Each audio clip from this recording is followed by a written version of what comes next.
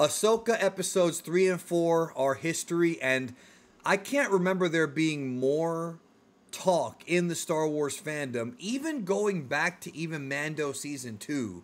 Maybe that's the closest we've come to something like this. Huge revelations in episode 4 of Ahsoka. So if you haven't seen Ahsoka yet, be warned. We are going to go into spoilers for the series up until this point. Mike from Laughing Stock Media and Cinemas here, he saw it, and I saw it as well. My review's up. We're going to go deeper into it now. What an ending, bro. So first of all, surprisingly enough, the villains did activate the warp drive, and they did shoot into another galaxy. Ahsoka was presumed dead, even though now we're not really sure, because she seems to have traversed into the world between worlds and ran into Anakin Skywalker. There's a lot of theories going around that she's going to come back to life through that world between worlds like she did before, or that she's not really dead. It could just be an illusion in her head, or that we're going to find out more about the nature of the world between worlds. So, Mike, and of course, like you and I talked about before we started recording, this is Disney, so we should keep our expectations low, but this is the most exciting thing they've done in a long time.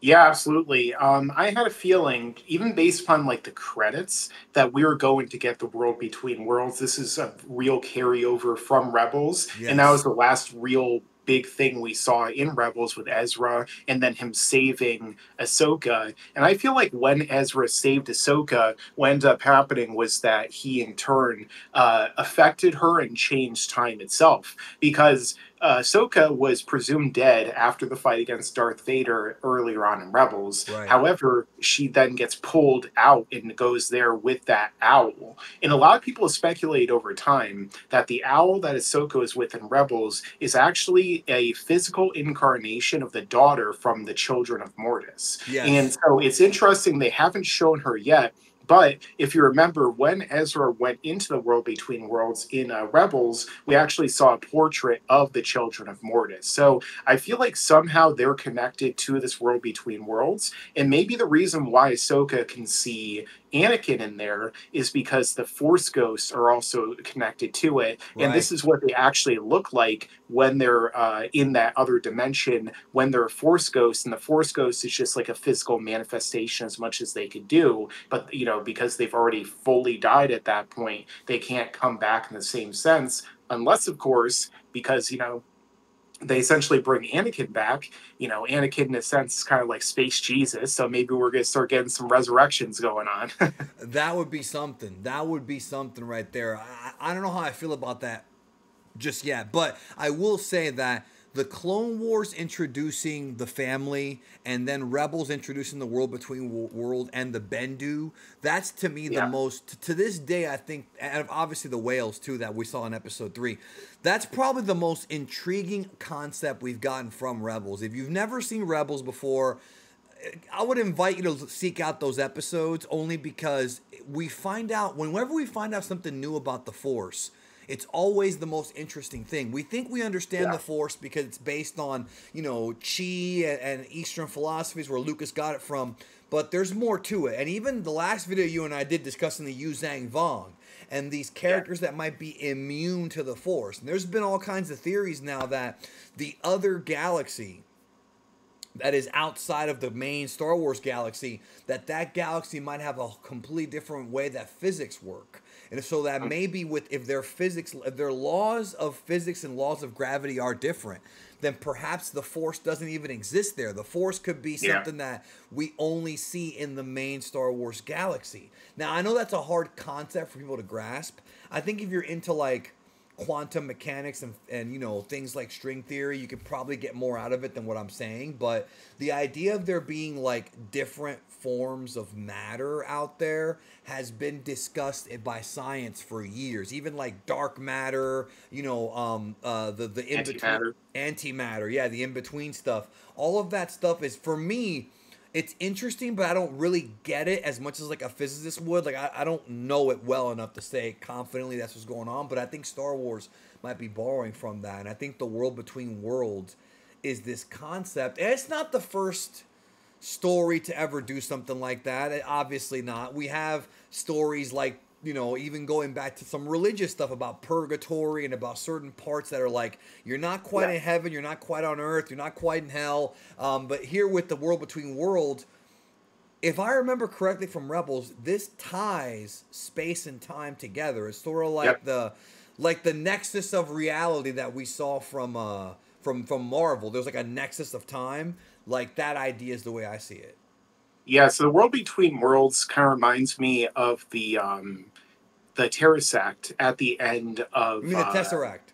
yeah, the Tesseract actually at the end of Interstellar, where I was gonna say Matt Damon. It's I think he wasn't in that one, but he was the one actually that caused the whole docking situation. But yeah, the point is that they can move around within this space, which also transcends the fourth dimension. So essentially, when Kanan was he died in Rebels. Right. We saw Ezra walking around and trying to find the perfect exact point in time when he'd be able to save Kanan, and then he eventually had to realize that he couldn't do that because the fact is that if he had saved him, other people would have died in the process because he gave his life up. And, it's kind of like somewhat of a powerful moment where he had to accept death. So maybe there's going to be something like that that happens in this storyline too. Yeah, I don't But think yeah, Anakin's coming back to life. But like you said, the fact that he's no. Space Jesus could be their way out.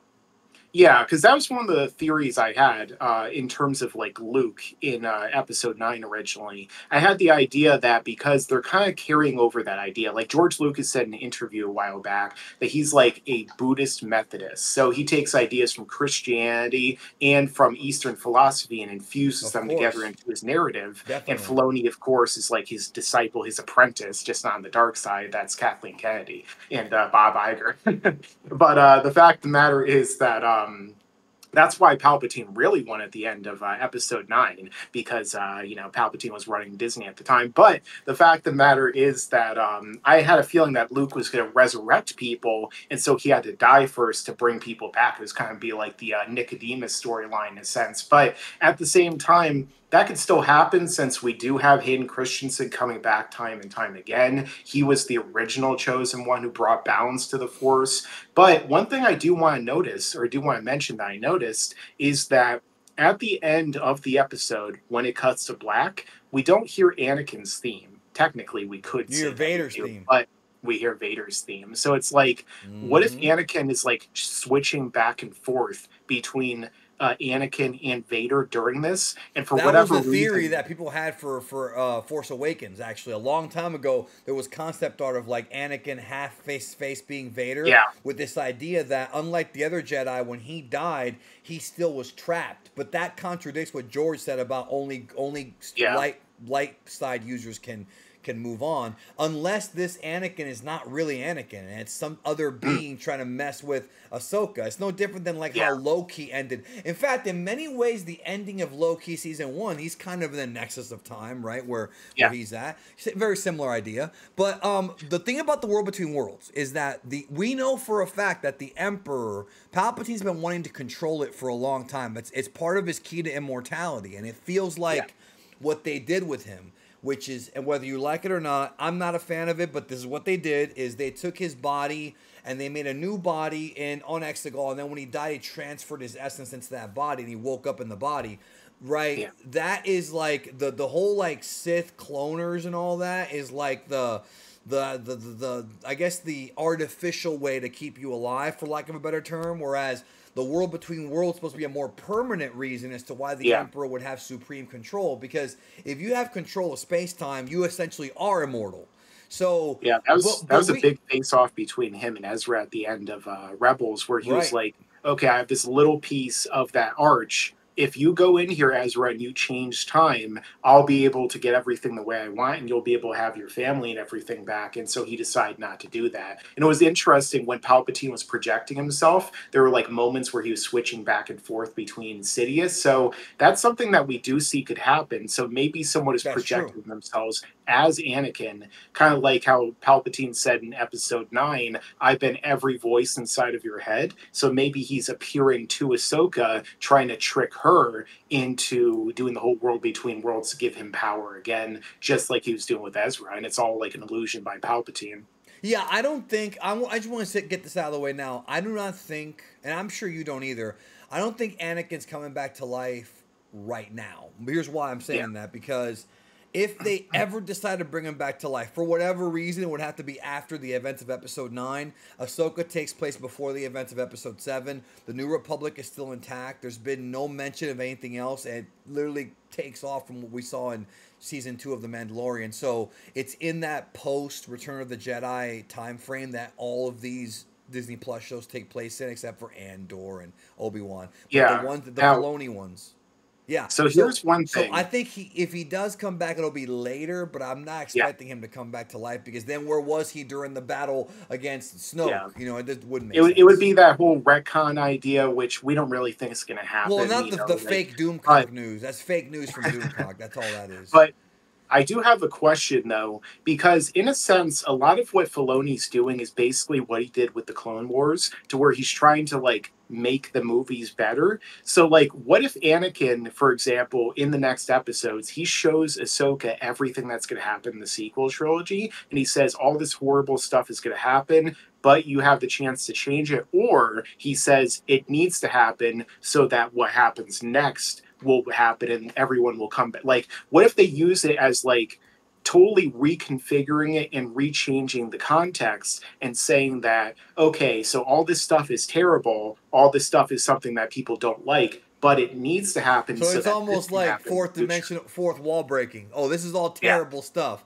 Yeah. Well, the thing is, if they do say something like that, I'm never gonna hear the end of it from Doomcock, who's gonna go around saying, "See, I told you years ago they were doing this." I don't even want to deal with that reality, bro. So I don't think that's gonna happen. But the idea of him saying like all this stuff needs to happen because of what's coming in the future, that could be something interesting. It could legitimately give people. And the thing is, it depends on how they execute it, because if it gives people a chance to actually understand why Rey even exists, it might actually make the sequel trilogy a bit more palatable for some fans. But it also, you're gonna have some fans who just aren't gonna deal with it. Like I did a video Yeah. about this recently, and I've come to terms with the fact that no matter what they do, no matter how good Ahsoka is, fixing the sequel trilogy is next to impossible. I have a theory of how they can improve Luke in The Last Jedi. I do have a theory on that, but as far as them improving all of the errors, I just don't see how that's possible. Even though some Yeah. say, well, in Clone Wars they improved the prequels, and I disagree with that. I think the Clone Wars improved the prequel era, but the prequel movies still have a ton of problems. I don't think you're going to be able to fix episodes 8 and 9 just based on the errors they made within the universe. But to tease something for later after those 3 episodes, that's the best they can really do, I think. Well, what do you now? I just thought something that I really hope doesn't happen, and I hope by saying this out loud, it's not going to give the Disney the idea to do this. But what if they tease the whole idea of retconning the sequel trilogy? What if like Anakin's like, you just have to go back in time and change this, and everything leads up until that, and then at the end they reveal it was Palpatine the whole time, and so Ahsoka doesn't do it, and so we still get the sequel trilogy. And it's basically like Disney's FU to everyone who thinks that they were going to retcon the sequel trilogy. The thing is, they've already done something like that. The Disney has to be. We've talked about this a lot. I've talked about it on my channel a lot. Disney has to be really careful about fucking the fans over, because for a long time, they've done it with Star Wars, and for a long time, Marvel didn't get their hands dirty with shit like that. Then came the end of She-Hulk, when they literally built up to a conclusion, and the ending wound up being this meta ending where she Yeah, went into exactly. the Disney. That's what I was thinking about. She went into the Disney Plus app and literally like erased the last episode, which was, I hate that ending so much, and it literally did damage. I don't think they've come back from that either. Yeah. But I think Marvel has never been as damaged as the Star Wars saga is. But what do you think about? Okay, then let me ask you a question. Then going forward, obviously Episode 5 is going to be all about Anakin and Ahsoka. We're going to get flashbacks. Going forward, how are they going to find the ship that left? Like, is Anakin gonna help her find it with the Force? Is she gonna use the Force with some space whale to find it? Like, how are they gonna get over there? You know? Yeah, either we're going to see a full-on Dune where Ahsoka rides a Purgle to the other galaxy, or we've seen her out in space. She could just hold her breath. Okay, go to the next galaxy. But yeah, or what they'll do is, because there's all these portals inside the world between worlds, and they can go anywhere they want. Theoretically, Ahsoka could just go to where Thrawn and Ezra are right now if she wants to, right? That's But then it true. raises the whole question: is Ahsoka actually dead right now? That's right. And that's the reason why she's there, because her life is interlinked with the world between worlds because she was saved using it. So she died when Balin cut her through, essentially, and she fell into the water. I doubt it. I mean, unless she comes back to life, I doubt it, because it's like, why would they kill Ahsoka in a show called Ahsoka? But at the She's not same gonna time, stay it's like, dead. She's not gonna stay yeah. dead. That was Um, meant to be a so shocking ending. yeah, so it could just be that she's like unconscious, and when she's unconscious, she can go there with like in a near death experience in a sort of sense. But yeah, I assume it's going to play a big role in everything that's going to happen here, because otherwise they wouldn't have brought back such a giant plot element. No, and bringing back Anakin is going to be a big deal. Yeah, and like, but we don't even know how she wound up in the world between worlds, except for Yeah, your theory that she's already linked to it. Because as far as we know, when you die, Jedi or Sith, you don't just go to the world between worlds. It's not like you're automatically there. She's been the only one to do that we know of. There might be other yeah. people who did it, and we don't know.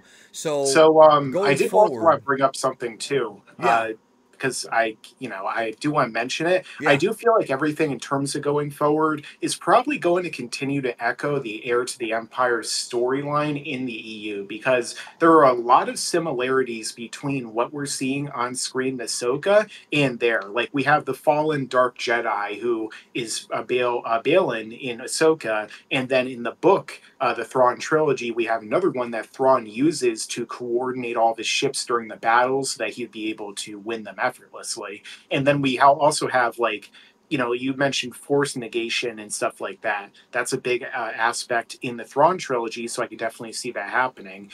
So there's a lot of stuff that we're seeing, like even a crash ship on a planet with the two main characters, or the two of them that have to go and do a fight. Same thing happened in the Thrawn trilogy with Luke and Mara Jade. So there's a lot of things that I'm seeing when I'm going back and looking at the Thrawn trilogy and then looking at Ahsoka that is oh, there's no question they're parallel borrowing road. from it. I mean, dude, even the Dark Troopers are from there, Yeah, bro. Like, all they're borrowing a lot, man. That was back from Mandalorian. You know why I yeah, think this is working too? I want to make a comment on this. I think it's working because unlike Mando season 3, where the thing about a lot of these shows, even Rebels does this, and this is not good, is when you watch Rebels, the episodes are very episodic, and then you'll yeah, eventually get to an important episode. But when you're watching it, you're like, they're going on a side quest with, Hondo, or they're meeting somebody over here, or Rex.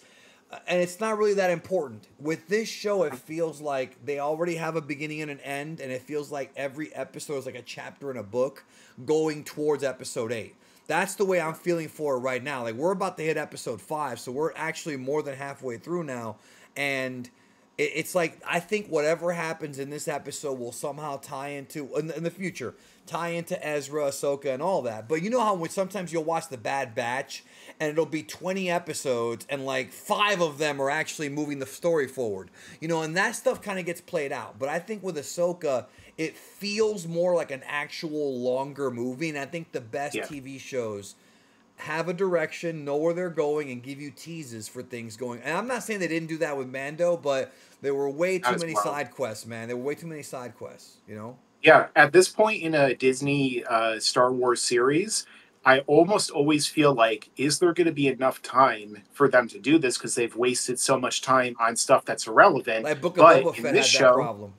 yeah, and then like we literally had multiple episodes about Mando in the middle of it. It's like, why? And they were And the then best episodes. yeah, especially the episode where he's in like the cyberpunk Halo type of world and stuff. But yeah, like in this though, I feel like there's enough time for whatever they're trying to do. I Same. assume, I already know that there's going to be a cliffhanger and stuff anyway, because there's going to have to be, for them to not, For the they're movie and not for going to kill season 2. Thrawn and Ahsoka and everyone in this one show. So we're going to have to Right. get other stuff that I don't happens. think Thrawn's Although if dying in Ezra this shows show. up and if Ezra just shows up and then he dies, like that's going to suck too.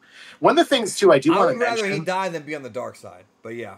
yeah, but like, if they just bring it back to kill him immediately, it would almost feel like as big of a waste as when they kind of killed Maul in Rebels, which I still don't like that they did that. I like after Sam Witwer like explains the explanation, and then of course like the different lightsaber techniques and stuff. Like sure, it's like a samurai battle, that's cool, Right. but I just don't like that they killed him. I even discussed that in a video where I feel like he had so much more potential, and then we Yeah, I hear about thought how they were George going to Lucas kill was him on going a to make him movie the or villain. something. They could have killed him in a Yeah, movie. yeah, I think George Lucas said he was going to be the main villain of his Lucas trilogy. So, Yes, at one yeah, point they he said really that. messed up there. Yeah, I mean, I never saw him as being like a lead villain. I only saw him as being like a subordinate. But he Hmm. was great in Rebels, especially all the episodes where he's trying to seduce Ezra. I love those episodes with the holocron, the Sith holocron Yeah, talking to him and whatnot. And I loved the last 4 episodes of Clone Wars where they literally had Ahsoka fight him, and that was good stuff. Love that. yeah, that Love was I love awesome. that. I love that stuff. But this We're show, all going to die. yeah, he tells her too, like, yeah, now I know I was just being used. Yeah, But the way that they seamlessly tied Episode 3 into that, it was very well awesome. done. There's super cuts out there where they cut between the time, like Yeah, even like chronological the order. video games and stuff. Well, I meant like the chronological order of like episode 3 and the last 4 episodes. Somebody Yeah, cut them all like together. there's like a bunch of clips now online that you guys can see on this very platform, which I don't encourage, but I definitely recommend. And the thing is, you could see all like the Order 66 from all the perspectives. So you could see like Yeah, Bad Batch, Clone Wars, the original movie. It's really great. So right. one thing I do want to say though is that. The big thing I'm wondering about is what's going to happen with Balin because he's my favorite character in the show He's right now, very interesting. and in the he reminds me of like Count Dooku a lot in terms of like being that dark fallen Jedi and stuff, and Yeah, except he's a lot. I feel like he's better executed for sure. But with that being said, I his like him actor too. isn't around anymore, so it's like, were they planning to have him survive to the end of the season? If so, what are they gonna do? Bring him back with CGI like they did with Leia? Oh, well, that was mostly like reused footage, but No, I think like, he's are they dead. gonna? I think he Yeah, he's dies probably by gonna the have to end. die in the season. So If anybody's gonna die on the bad side, it'll be him and maybe Morgan. I think the apprentice even gonna Shin or whatever will still be around. I think though, but I even think yeah, Morgan's gonna survive into the next season. But I yeah. think it could be a thing where she senses he's gonna betray her and she kills him first. I mean, remember She's these, already kind of like going against him, like in the last episode where she was force choking Ahsoka, and he had to like tell her twice to stop. yeah. So that kind of like already setting up a little bit to where maybe she's gonna just go full on Sith and try and take him out. Which, I could see people having issues with that for sure. Also, But like but if if she they replaces understood the power of the Night Sisters, they wouldn't. People who have issues with that are people who are looking to make woke videos. Like if they execute it well, it would make sense only because of how powerful the Night Sisters actually are. You know? yeah, and like we saw just how powerful they made Darth Maul's apprentice in Clone Wars. He was like a weak, scrawny, one of Darth Maul's race. His brother Savage Opress, and then he Yeah. made him this like jacked Hulk who was actually able to fight momentarily against Sidious. So that goes to show you how big of a boost they can get. Right. But I think he is going to end up dying. But I like the way he's being written so far because even though he hasn't quite turned, he's not all the way evil like Morgan is. But I don't know if he's going to turn good because they kind of have overdone the redemption thing maybe a bit Yeah, too much. But if he is redeemed, I'm not going to hate it. But I also feel like I like the fact that he's already kind of like the way he comes off to me is this older Jedi who's seen everything. He saw the Clone War, he saw the Galactic Civil War, and he's tired. And even though war is like what they're looking for with Thrawn, I think he's one of those guys who's like, it's a shame that all the remember how in the second episode, he's like, it's a shame all these another Jedi's gonna die, and then Morgan's like, yeah. are you feeling what did he say? He's like, are you feeling what It's was the like guilt or something. yeah, or Like, something like that, like affection, and he goes truth. because basically he's like sad that all these good, talented Jedi are gonna die, which I get. You know, I get him thinking that. He obviously does not know about Luke and Luke's like temple and shit. Or hell, maybe he does know and is keeping it to himself. that is kind of weird when you think about it, because like, shouldn't everyone know who Luke is? He's the guy who blew up the first Death Star. He's the one who defeated Darth Vader and the Emperor. He might not stuff, know that Luke defeated Darth Vader and the Emperor. But he knew that Anakin became Darth Vader, though. That he did know. Anyways, so I'm looking forward to episode 5. It's a longer episode, as we know. I think it's like 52 minutes, something like that. It's longer, and I think we're in for it, man. I just hope they don't go too far. Like, if they start doing time travel, I don't know. I don't know if I like Star Wars doing time travel, honestly. But if they do it with the parameters of the world between worlds, it's at least different. You know what I mean?